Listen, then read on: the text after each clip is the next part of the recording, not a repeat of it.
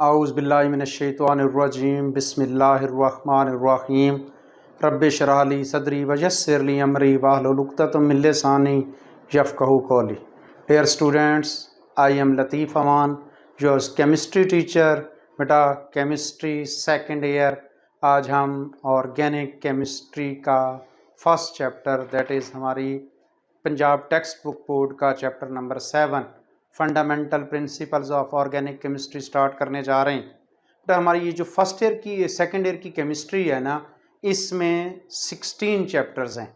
हम इन 16 चैप्टर्स को थोड़ा सा कैटेगराइज कर लेते हैं। चैप्टर नंबर 1 से लेके 6 तक ये इनऑर्गेनिक पोर्शन है। चैप्टर नंबर 7 से लेके 13 तक ये ऑर्गेनिक पोर्शन है, सबसे इम्पोर्टेंट पोर्शन। बेटा हमारे एनुअल एग्जाम में 3 लॉन्ग क्वेश्चन यहाँ से आते हैं। हमारे ऑलमोस्ट 14 शॉर्ट आंसर क्वेश्चन आते हैं, कम से कम 7 MCQs आते हैं। 59-60 मार्क्स की वेटेज है हमारी, तो ये बहुत इंपॉर्टेंट है बच्चों। इसमें आपने सबसे ज़्यादा तवज्जो देनी है, बहुत ज़्यादा इंपॉर्टेंट। उसके बाद फिर चैप्टर नंबर 14 ये माइक्रोमॉलिक्यूल मतलब बायोकेमिस्ट्री है, जो आपने पढ़ी हुई है ऑलमोस्ट। चैप्टर नंबर 15 में इंडस्ट्रियल केमिस्ट्री, 3 इंडस्ट्रीज़ के मतलब हम पढ़ेंगे। और चैप्टर नंबर 16 में इन्वायरमेंटल केमिस्ट्री की डिस्कशंस होगी। जी बच्चों, तो सबसे पहले आज हम चैप्टर नंबर 7 ऑर्गेनिक केमिस्ट्री का fundamental principles of organic chemistry start करते हैं। बहुत इंपॉर्टेंट बेटा, हमारे बेसिक कंसेप्ट हैं। स्टार्ट ही में बेटा जी हमारे पास अर्लियर डेज ऑफ केमिस्ट्री में मतलब ऑलमोस्ट 200 ईयर्स अगो जितने भी नॉन केमिकल कंपाउंड्स थे उनको बेटा 2 कैटेगरीज में डिवाइड कर दिया गया। किस बेस पर डिवाइड कर दिया गया? ओरिजिन के बेस पर और इनके प्रॉपर्टीज के बेस पर। ओरिजिन मतलब उनका सोर्स क्या था, वो किस जरिए से हासिल होते थे, और उनकी प्रॉपर्टीज क्या थी। इस बेस पर नॉन केमिकल कंपाउंड्स को बच्चों 2 हिस्सों में डिवाइड कर दिया गया। Organic compounds, those compounds whose origin is हमारे पास inorganic compound whose origin is non living thing. जो नॉन लिविंग थिंग से हासिल होती थी बेटा हमारे पास मिनरल से हासिल होती थी, रॉक से हासिल होती थी। मिनरल्स, रॉक्स जिनका ओरिजिन था, इनको बेटा हम इनऑर्गेनिक कंपाउंड्स कहते हैं। जैसे NaCl रॉक से हासिल होता है, कैल्शियम कार्बोनेट, संगमरमर, आपके पास बेटा वाटर है, सल्फ्यूरिक एसिड है, हमारे पास कार्बन डाइऑक्साइड है। ये सारे के सारे इनऑर्गेनिक कंपाउंड्स हैं। और बेटा those compound whose origin is living things, animal से, प्लांट से हम हासिल करते थे, बेटा हम उन्हें ऑर्गेनिक कंपाउंड्स कहते हैं। जैसे बच्चों हमारे पास जो है वो बटर है, जैसे चीज़ है, जैसे ग्लूकोज है, जैसे यूरिया है। बेटा हम जो है ये वो कंपाउंड्स हैं जो हम लिविंग ऑर्गेनिज्म से हासिल करते हैं। वुड है, इन तमाम कंपाउंड्स को हम ऑर्गेनिक कंपाउंड्स कहते हैं। ये हमारे पास सोर्स था, लिविंग ऑर्गेनिजम्स, एनिमल्स, प्लांट्स, वो ऑर्गेनिक कंपाउंड। अब क्योंकि बच्चों हमने इनऑर्गेनिक ये चैप्टर नंबर 1 से 6 में पढ़ना है, हम ऑर्गेनिक कंपाउंड्स को फर्दर डिस्कस करते हैं। तो ऑर्गेनिक कंपाउंड्स के मतलब ये फर्स्ट शॉर्ट आंसर क्वेश्चन बेटा हमारे एनुअल एग्जाम में पहला short answer question chapter number 7 से, what is vital force theory. Vital force theory, इस इरा को, इस पीरियड को हम बेटा वाइटलिज्म भी कहते हैं। 1815 में इसी डेफिनेशन को बेस बनाते हुए, यही ओरिजिन प्रॉपर्टीज को बेस बनाते हुए बेटा एक स्वीडिश केमिस्ट जे बर्जीलियस ने हमारे पास एक थ्योरी प्रेजेंट की। उसने क्या कहा इस थ्योरी में? उसने क्या कहा? वो कहता है organic compounds are manufactured by and within. बहुत इंपॉर्टेंट बेटा, by and within. By का मतलब होता है के जरिए, विद इन का मतलब होता है के अंदर। के ऑर्गेनिक कंपाउंड सिर्फ और सिर्फ लिविंग ऑर्गेनिज्म मतलब एनिमल्स और प्लांट्स के जरिए और एनिमल्स और प्लांट्स के अंदर प्रिपेयर होते हैं, बस सिर्फ और सिर्फ। वजह क्या थी? वो क्या कहता है? वो कहता है कि living organism there is present a vital force. बेटा एक वाइटल फोर्स मौजूद है, माफौकुल फितरत, नेचर से हमारे पास अबव माफौकुल फितरत, जिसको आप दिमाग भी नहीं मानता कि लिविंग ऑर्गेनिजम्स के अंदर कोई वाइटल फोर्स मौजूद है। और ये वाइटल फोर्स नेसेसरी है for synthesis of organic compound. इस वाइटल फोर्स के बगैर आप ऑर्गेनिक कंपाउंड सिंथेसाइज नहीं कर सकते। This was vital force theory. Vital force theory 1815 में जे बर्जीलियस ने प्रेजेंट की और इसकी जो बेस थी वही हमारे पास जो बेसिक डेफिनेशन है ऑर्गेनिक कंपाउंड्स की, ऑर्गेनिक केमिस्ट्री की, ये हमारे पास ऐसे कंपाउंड्स जो सिर्फ लिविंग ऑर्गेनिज्म से हासिल होते हैं वो ऑर्गेनिक कंपाउंड है। इनकी स्टडी को वो ऑर्गेनिक केमिस्ट्री कहते थे। इसी को बेस बनाते हुए 1815 में जे बर्जीलियस ने थ्योरी प्रेजेंट की। इस थ्योरी को वाइटल फोर्स थ्योरी कहते हैं, इस पीरियड को वाइटलिज्म कहते हैं। उसने थ्योरी क्या प्रेजेंट की, वो बेटा ये दो बातें इंपॉर्टेंट वन। उसने कहा कि organic compounds are manufactured by and within living organism, और इस लिविंग ऑर्गेनिज्म में ऐसा क्या है कि ऑर्गेनिक कंपाउंड सिर्फ उनमें तैयार होते हैं, लिविंग ऑर्गेनिज्म में एक वाइटल फोर्स मौजूद होती है। ये वाइटल फोर्स नेसेसरी है। अगर ये वाइटल फोर्स नहीं है तो ऑर्गेनिक कंपाउंड सिंथेसाइज नहीं हो सकते। लोग इस बात पे बिलीव करते थे। लेकिन बच्चों 1828 में एक जर्मन साइंटिस्ट था फ्रेडरिक वोलर, एक्सीडेंटली, ये नहीं कि ये इसने कोई जानबूझ के ऑर्गेनिक कंपाउंड्स बना लिए लैब में, नहीं बेटा, ये अमोनियम साइनाइड पे अपनी कुछ रिसर्च कर रहा था। NH4CNO, ammonium cyanide. बेटा जब इसने इसे हीट किया तो हमारे पास वो यूरिया में तब्दील हो गया। अब यूरिया के मुतालिक तो साइंटिस्ट को पता था कि लिवर में हमारे पास जो है अमोनिया वो यूरेज एंजाइम की मौजूदगी में जो है वो यूरिया में तब्दील होती है और फिर यूरिन के जरिए हमारे पास हमारी बॉडी से एक्सट्रैक्ट हो जाती है। तो लोग तो इस यूरिया को ऑर्गेनिक कंपाउंड ने पता था।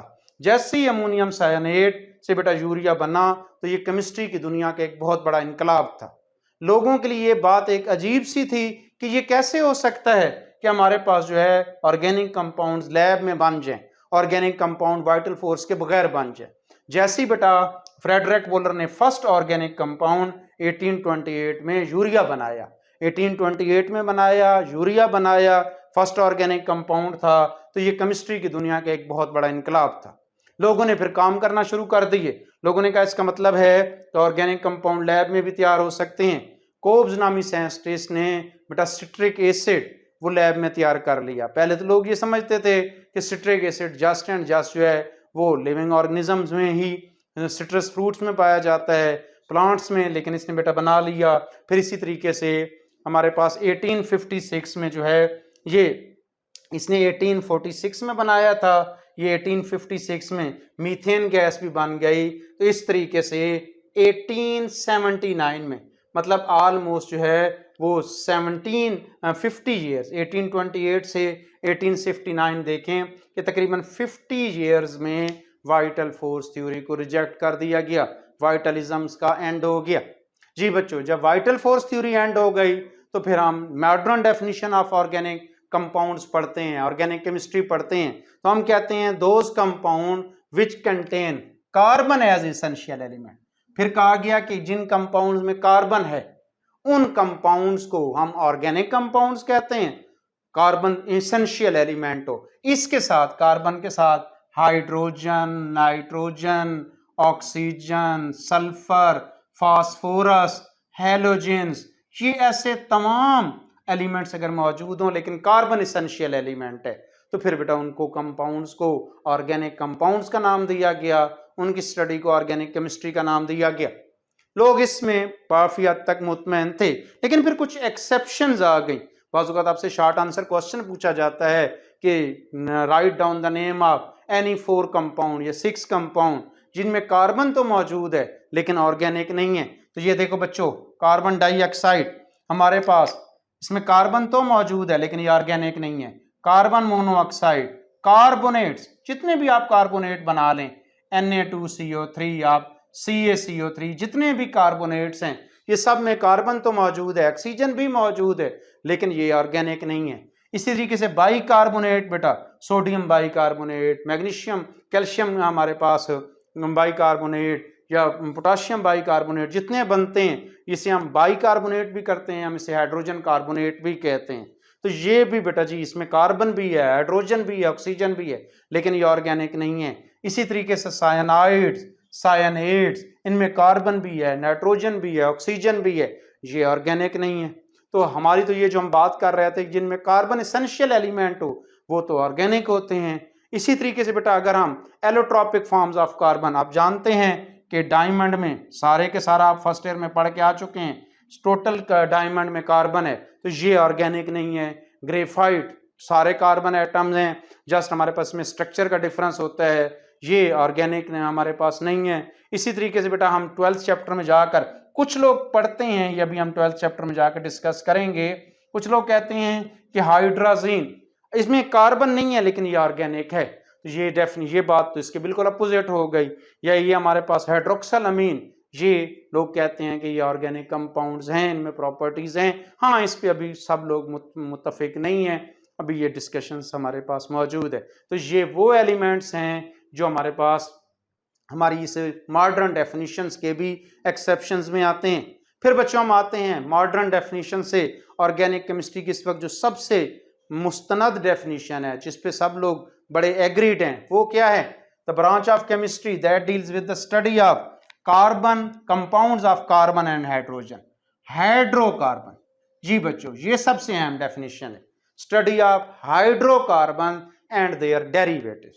जो उनसे हाइड्रोकार्बन के डेरिवेटिव्स हैं उनकी स्टडी को हम ऑर्गेनिक केमिस्ट्री कहते हैं। जैसे बच्चों इधर देखें, CH4 मीथेन हाइड्रोकार्बन है, C2H6 ईथेन हाइड्रोकार्बन है, C2H4 ईथीन हाइड्रोकार्बन है, C2H2 इथाइन या एसिटाइलिन हाइड्रोकार्बन हैं। ये बेटा अगर हम इसका मीथेन का डेरिवेटिव देख लें तो CH3Cl हमारे पास जो है क्लोरोमीथेन, डाइक्लोरोमीथेन, ट्राइक्लोरोमीथेन या जिसे हम क्लोरोफॉर्म भी कहते हैं, CCl4 टेट्राक्लोरोमीथेन या कार्बन टेट्राक्लोराइड, ये आप डेरिवेटिव्स ऑफ हाइड्रोकार्बन्स हैं। तो हम हाइड्रोकार्बन्स जो है और उनके डेरिवेटिव्स को हम ऑर्गेनिक कंपाउंड्स कहते हैं और इनकी स्टडी को हम ऑर्गेनिक केमिस्ट्री कहते हैं।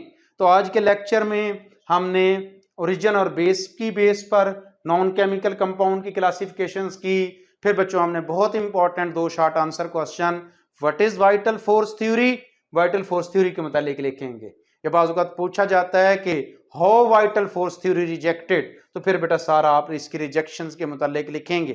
फिर बच्चों हम लोगों ने जो है वो modern definition of organic chemistry पढ़ी, ऑर्गेनिक कंपाउंड्स को समझा, फिर इसमें कुछ एक्सेप्शंस देखे और एंड पर हमने ऑर्गेनिक केमिस्ट्री की जो इस वक्त मौजूदा डेफिनेशंस है उसको स्टडी किया। नेक्स्ट लेक्चर में इंशाल्लाह ताला हम characteristics features of organic compounds भी डिस्कस करेंगे। उम्मीद है आपको मेरी बातें समझ आई होंगी। प्लीज़ अब बार बार इनको देखें, साथ चलें, ऑर्गेनिक केमिस्ट्री को साथ साथ लेके चलना है। डेली बेसिस पर आपको इंशाल्लाह ताला इसके लेक्चर्स मिलते जाएंगे। अल्लाह पाक आप लोगों का हामी और नासिर हो, दुआ में याद रखिएगा। अल्लाह हाफिज़।